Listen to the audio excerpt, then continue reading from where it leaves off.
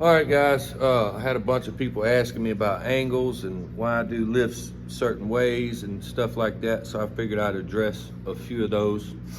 I'll probably start with the lifts I see a lot of guys doing, why I don't do them, or why I don't do them that way, or why I do, stuff like that. So one of the questions I had was, why do I do my side pressure lift from an upward angle? And I don't have the handle right now, but you can get the gist. One of the other questions I got was why I don't roll the handle up.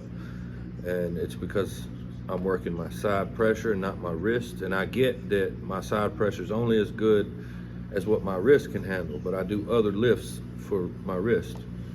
So that's why. But for example, side pressure, and I don't like to do side pressure like this. I can move that with my lat.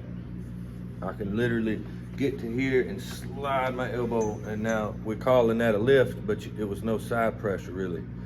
It was a lat. True side pressure lifts will be from this angle, right? If I had my machine set up over here, it would be peg to peg. This one that I have at the gym is bolted down this way, so, and I prefer a high angle because, and you'll see this in many lifts when I'm explaining them, because as soon as my hand gets in front of my elbow, it's not the same pressure. And the deeper I go, it's not the same pressure, it gets less. So while I have 100% of whatever weight I got on here, as soon as I get to about here, it starts becoming less because the pressure goes from directly in my palm to downward into my arm. While it's still heavy, and it may only decrease 5–10%, but it's not the same. Now off the go, which is when I do side pressure lifts, I'm just trying to get off center. This, that's a lift for me, because I'll work side pressure in a defensive position and an offensive position. I don't do all the way, because again, look at that angle. I can feel the pressure in my elbow, so I know it's not the same. The same thing with pronation lifts and riser lifts. This is fine. Anything above this is you're wasting your time, and below it you get more consistency throughout your lift. So again, as soon as I get here, it's not the same pressure because I have way more leverage right there. It's the same in an arm wrestling match. All right.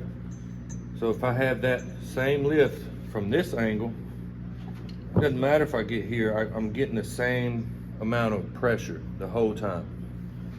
So I'm gonna get to some of these lifts people are doing off the ground.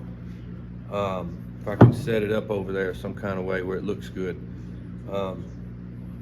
I don't do a lot of lifts off the ground because I have a table, and I can do the exact same lift on a table, and I know it's applicable because I'm doing it on a table.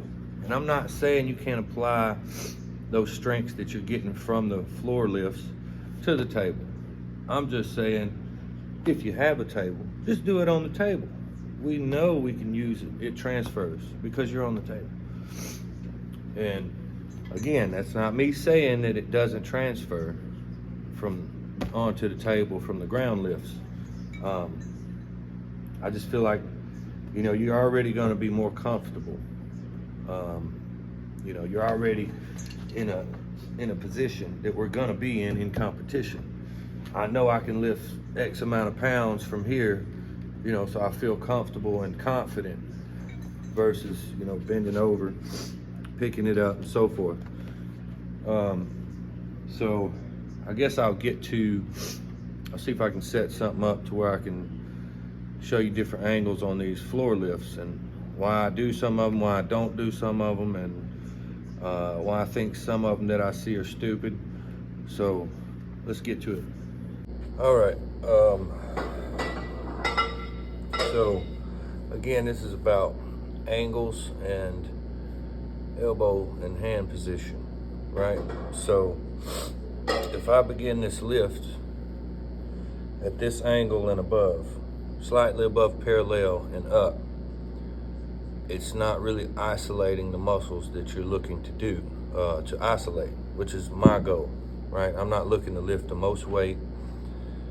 I'm looking to do the exercise correctly first and then excel in my weight over time.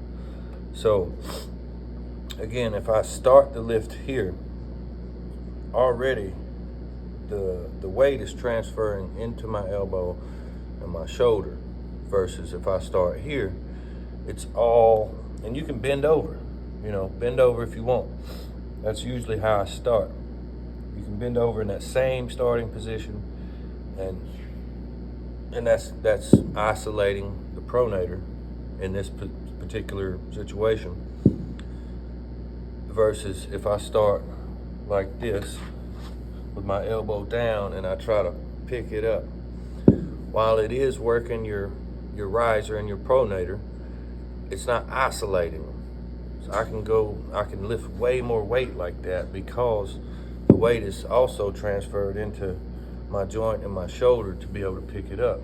I can literally just lock my arm here and lean up, versus here, I have to actually lift the weight with my forearm, my pronator, bicep.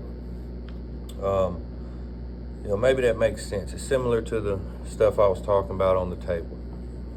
The pressure is decreased in the muscles that you're trying to isolate, or you think you're isolating. And I know I'm stepping on probably a lot of your favorite arm wrestlers' lifts, or your favorite lift, whatever. I ain't saying don't do the lift. I'm simply telling you it's not isolating the muscle like you think it is. All right? That's why I explained the way I do side pressure without the handle rolled up. I'm isolating the muscles that's involved in doing this motion. All right? So we see the pronator lifts. I don't see anything with any difference really in starting palm up versus starting straight. I think it's roughly the same pressure. Palm up's probably a little harder, but I don't plan on starting an arm wrestling match palm up. And a lot of times, if you're palm up, you're not gonna pronate out of it anyway. So I'm cool with starting just like that. And you can start parallel.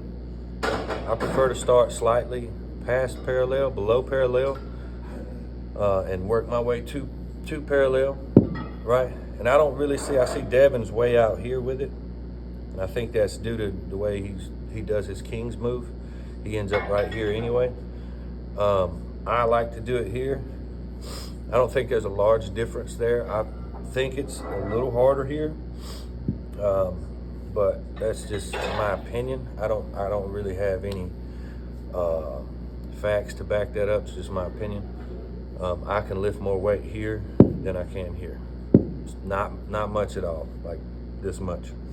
The other one I see guys doing is the riser lift, right? And they basically take the strap and put it like this. It's wrong. I wouldn't call it, that's just another version of the pronation lift. And again, I see a lot of guys starting with their elbow below it. And, tell me what your hand wants to do when you have it like this. What's your hand want to do? That's what it wants to do, right? It don't want to do this. It wants to go back over. It's another version of pronation.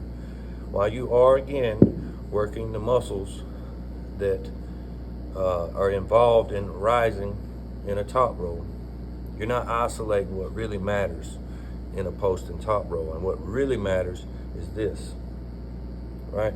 I can only rise as much as my wrist will let me rise, right? The same way I can only side pressure as much as my wrist will let me side pressure. So personally, I think if you're gonna do a rising lift, it should be in between the knuckles, like that. Because now my wrist wants to do this, right? You don't think it's that much different?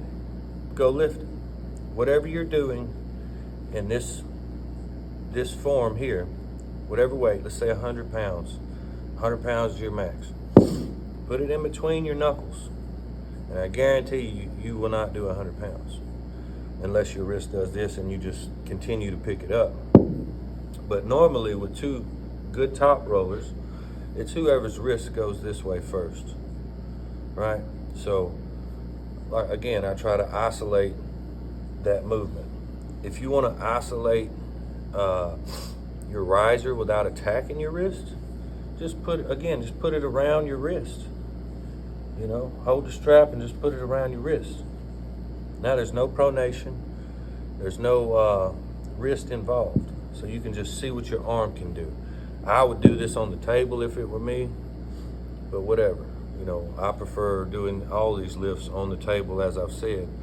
You're just more comfortable applying them to the table already because you're doing them on the table. But, you know, I think I went through why I do side pressure from peg to peg. I can't remember. Anyway, if I didn't, sorry, throw it in the next video.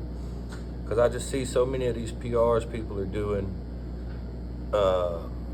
like they'll do the PR from on the table, coming this way, pronation, but you won't see any pronation until they drag their elbow.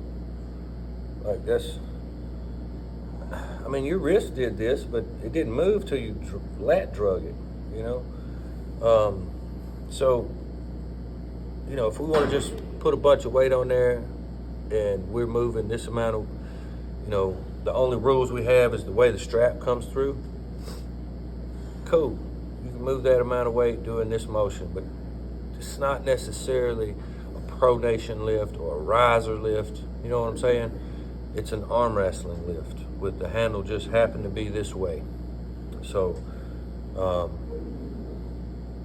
I mean, if you want to get your top roll better, work it in between the knuckles. You know, if you want to get your pronation better, work it like this. You know, if you want to get your riser better, work it like this. And for the guys who are already in this position standing up, stop it. Just open your arm up. You ain't even got to open your arm up, just lean over and you will see that you cannot do that amount of weight. I think I seen LeVon do something crazy, like 200 something pounds like this. I mean, that's cool and all and impressive and probably got a lot of views, but it's not working what you think it's working. So anyway, like I said, I was just going through some stuff, been getting questions about this angle and that angle and why I do it that way. Here's why. Because I'm trying to isolate that muscle group as much as possible. So that's why I do it. Anyway, I'm sure, you know, some people are going to be a little butthurt. Like I said, oh, well, such and such does it this way. Well, that's cool. You know, cool. Tell him do it this way, he'll do less weight, guarantee it. Anyway, I got a game I got to get ready for. So y'all be good on this Saturday. Stay strong, and we getting out of here, baby. All right, roll tide. Yeah.